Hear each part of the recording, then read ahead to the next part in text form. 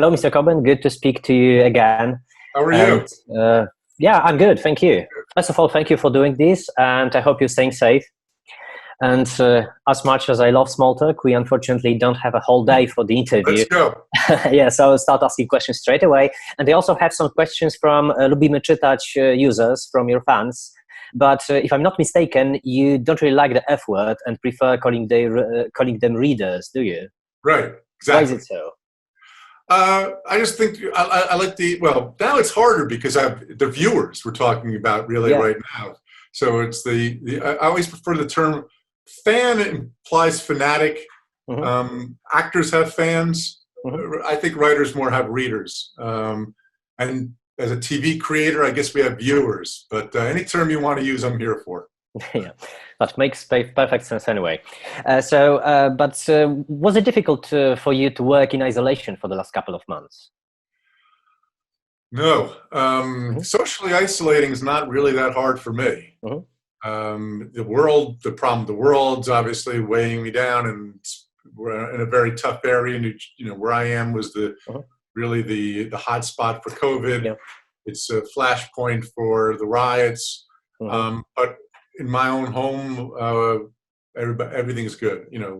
I have no complaints. I'm very lucky. Good to hear that.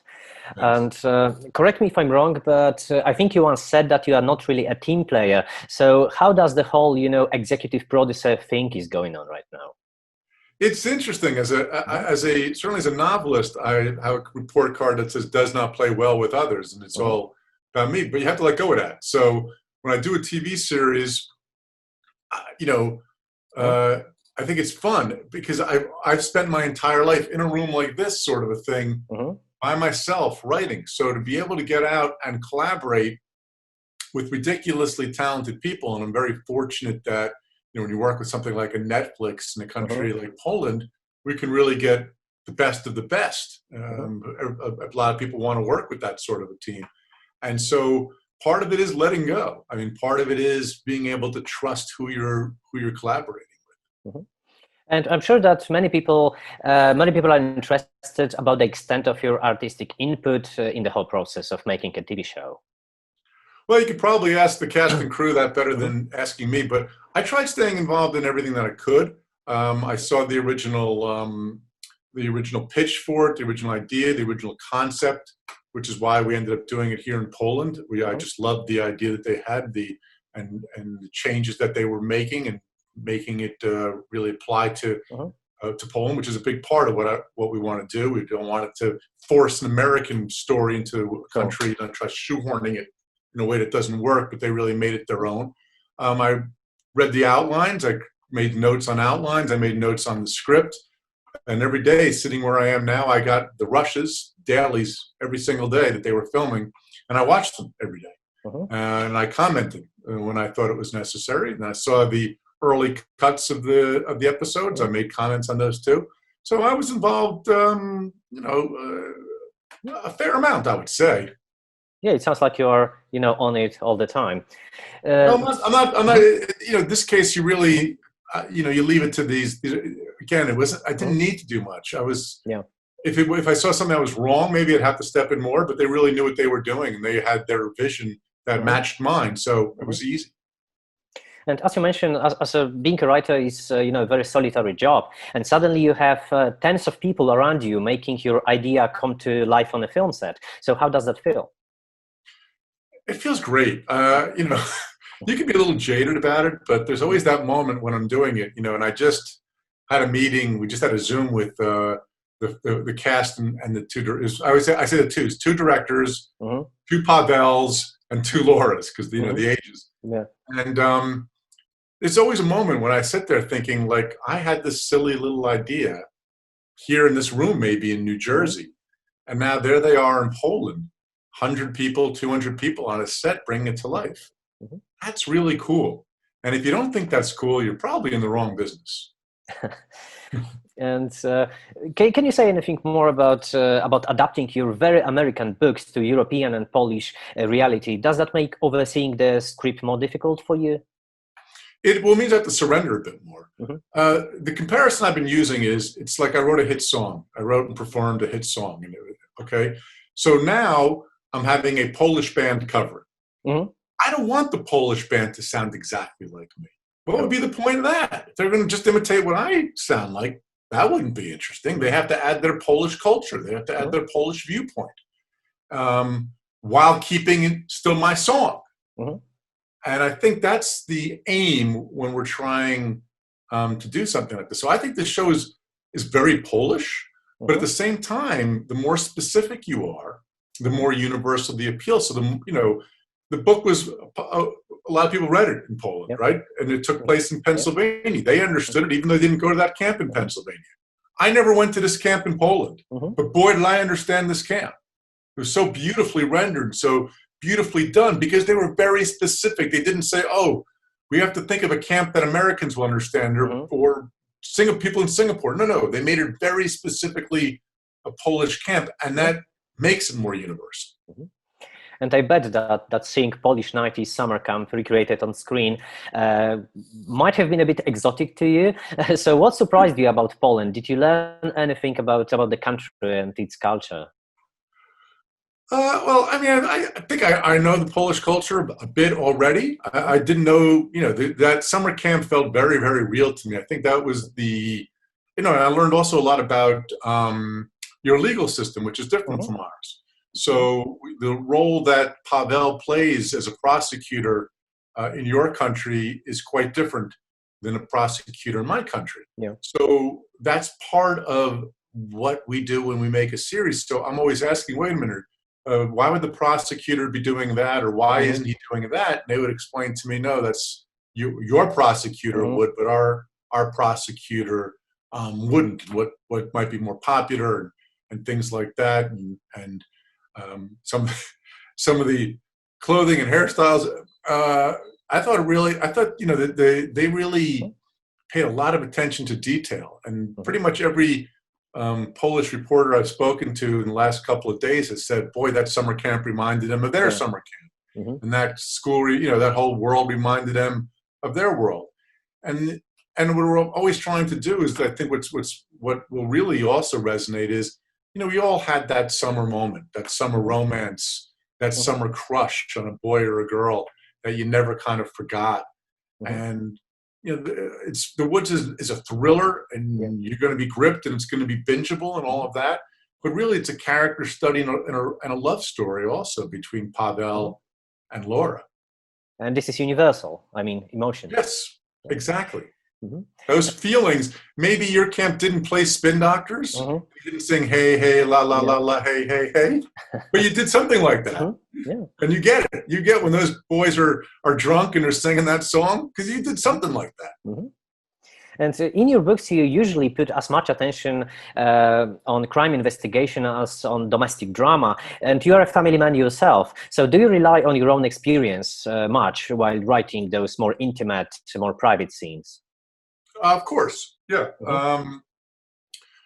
Especially there was a number of smaller moments between Pavel and his daughter that I wanted to make sure that we got right, and that we talked about quite a bit, because you don't want to belabor it. You don't want it to feel phony. Sure. You want to have this sort of feelings that work. But all those, that's true of anything involving what you write. You take your own experiences and you learn to be empathetic and apply it to others. And is there any particular reason for, at least so far, all the Netflix shows are set in Europe and are produced by local film crews, not in the States? Is there any reason for that? No. I think they just announced they're making, they hope to make a movie version of 6 Years, directed and written by David Ayer. That'll be in the United States. So I think that Netflix is trying to really expand the overseas brand. I think as an author, I sell a fair amount of books overseas. I'm very comfortable with the idea of going into other cultures and countries. I don't want my adaptations to be exactly the same as the book. I want them to be different. I welcome that. And so I think that makes it interesting for me as a creator, that I can take sort of this American story and then you have the Polish sensibility or French or whatever it is, and you kind of blend them. I just think that that's a combination that seems to be working for all of us. It may be interesting for you as a viewer as well, because you are watching your own novel recreated somehow.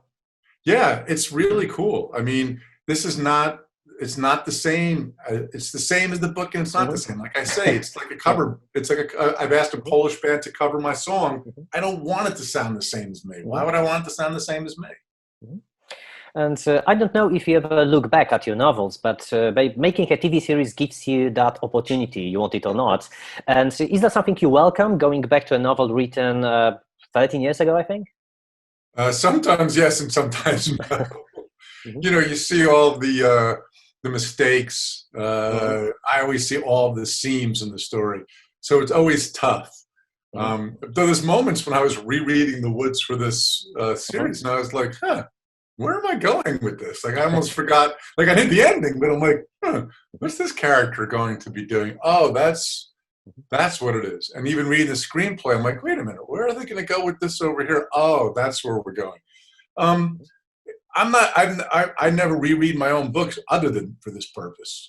So this is when I read the Woods. It was probably the first time in 13 years or 14 years that I had read it. So it was kind of interesting revisiting Pavel and Laura and that relationship again. So beautifully captured by, we really got lucky, I think, in the casting here. They're just really great. How many episodes have you seen? Just 2. Are you happy with it? Oh yeah, I was very happy. I'm looking forward to seeing more. So I hope Netflix will send them to me, before it actually premieres. Yeah, I hope so too. I'm going to get on them because everybody, I want them to be a little more generous with these. Because I actually think the show gets better with each episode. And 6, especially 6, the ending will really move you. Okay. And actually, it might be a great time to ask the first user questions, fan question, or reader question, viewer question, whatever we call them. Because recently on Instagram, you told Agnieszka Grochowska, who plays Laura, that she's amazing. And Mewka, that's the username, is wondering what you think about Polish cast. You partly answered that, but maybe you can elaborate on that. Well, I'll answer it this way. I was asked by for another movie website, well, what would be your dream cast? You've made a lot of shows. What's your dream cast? And I said, in terms of The Woods, in the end, I got my dream cast. If you said to me today, you can redo it and you can pick any actors in the world to play it, I would pick these guys. They were all great. I mean, the episode 1 opens on his eyes and episode 2 opens on her eyes. I love the idea that you don't even see the lead actress until episode 2. And they did so much with so little. They were so wonderfully understated. There was times when I was reading the script and I was a little nervous that this is going to read a little too melodramatically.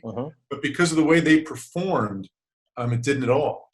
So, and the young cast, I think these are all going to be your stars. I mean, I think we're going to be, hopefully you and I will be talking in 10 or 15 years and we'll say, remember that summer camp scene, the 7 or 8 kids that were the leads? Now they're all big stars in Poland. I really think that they all have that potential. Yeah, so that mix of having 2 or several great veterans of Polish TV and cinema with these new young cast, learning from them in a way, is going to be something that will stick with Polish cinema and TV for a long time. And nowadays, TV shows are very often called novels in episodes. Is that how you personally see them too? I do. I mean, I couldn't make a show like this 10, 15, 20 years ago. When I was first looking to do TV in America especially, you had to have a 22-episode season. Each episode was 47 minutes exactly. You had to start a crime and solve a crime by the end. You really couldn't continue unless it was a soap opera from one into another. And here we have, this show is 6 episodes. The Stranger was 8 episodes. I'm doing another one that might be 5 episodes. Another one that might be 10 episodes. The TV show, the 5 was 10 episodes. So I can do it as long or as short as we want to do it to make sense for the story. And yeah, I look at it like a novel right on the screen. I want this to give you that same feeling, emotional investment, bingeability that a book will give you. So you just discussed the difference between TV now and TV way back 10 or 20 years ago. But another reader asks, is there any difference between writing books now and 10, 20 years ago? Well, just, your sensibilities are different as a writer, but not really. I mean, the world's different. And I write contemporary novels, so I have to reflect kind of usually what's going on around me. And what worked in the 1990, my first book came out, what works in 2020, 30 years later, are different things. But the actual writing of a book hasn't really changed all that much. I'm still just as insecure. I still worry. I still go through all the stages. It doesn't matter how many books you write, you still have all those fears are always still there. Mm-hmm. And I'm just guessing, but I would say that being on Netflix exposes you to new people who might have never read your books, but would be glad to see another Harlanan Coben's TV show. So do you see a lot of that kind of feedback, for example, on social media? Yeah, I do. I mean, there's people who just think I do TV shows. They have no idea I do books. They must wonder why my name is on the title or something like that. And there's been a lot of people who were either not readers of mine or not readers in general who say, oh, now I like the show, I'll give it a chance. So I hope it works both ways. It's a thrill for me. And if you've already read the book, The Woods, you'll still be surprised by a lot that goes on. Because I, like The Stranger too, I changed, we have some of the endings the same, but there's always some changes, always something I have to keep surprising you. So I hope you'll do both. I love that. I love when people tell me they watched it and then read it, or they read it and then watched it, and they enjoyed both in different ways. And they can't make me angry. Some will say, you know what? The series was better than the book. I'm like, that's not an insult to me. I'm fine with that. And if you say it the other way, I'm fine with that too. I just want you happy. Yeah. So it's a win-win for you. Yeah, sure. Can we expect any cameos? In The Woods, no. Unfortunately, I did not get over there. I'm also, trying to surprise people. So I think I'm done with the cameos. Okay. I may do one more some other time, but I kind of think I played that out. I didn't do one for Safe. I did one for The Stranger. I did one for The Five. So we'll see. But there's none in The Woods. But honestly speaking, I must say I loved your cameo in, surprisingly, Stephen King's novel, The Outsider. So what's the story behind it? It was just very flattering. In fact, so Steve called me and he said, I want to use a character in my new book, The Outsider. Is that okay? I'm like, of course that's okay. That's the most flattering thing in the world. And he says, well, because this is what I mean, even Stephen King still cares what people think. That's why he's such a great writer. And so he goes, I want to send you a book and make sure you read it and you're okay with it. So he sent me the book. And the first thing I did was search for my name, and it said something like 58 times my name pops up. So it was ridiculously flattering. He is a very kind and generous man with a big heart. And he was one of my heroes when I was starting out, when I was growing up in college and things like that, one of my heroes. And the fact that he reacts to my book so strongly, and it shows. So he'll definitely watch this show. Stephen King will watch this Polish TV show, no question in my mind. Is super flattering. Cool. And are you planning to adapt one of Myron Bolitar books as well? I'm looking at it. It's a little harder with Myron because I'm going to write him again probably. And I've written, it's not just one book. And people have a very specific picture in their head of what Myron looks like. I can change, The Stranger. I changed the gender of the stranger. I did that with No Second Chance in France too. I'm not going to do that with Myron. I think that would upset too many people. So the answer is maybe. That's as good as an answer I can give you right now. Yeah, maybe. That's a perfect answer anyway. Yeah. So we have still a couple of questions from the readers. So I will ask another one now by Angelina73. So who is the first person you show your completed novel to? My wife. She's been my first reader forever. And very rarely do people see it midway through. Now a little bit, I sometimes will send the first 100 or 150 pages to my editor or my agent. But for the most part, no one sees it until I'm done. And another one is from Emily. Have you ever expected to be this famous, and what fame changed in your life? First question, no, I did not. This has been a dream career, far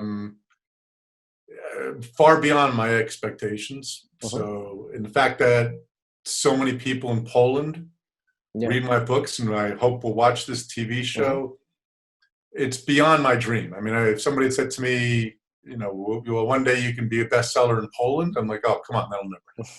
So it's very flattering. In terms of my daily life, one of the great things about being a writer is you're not really famous.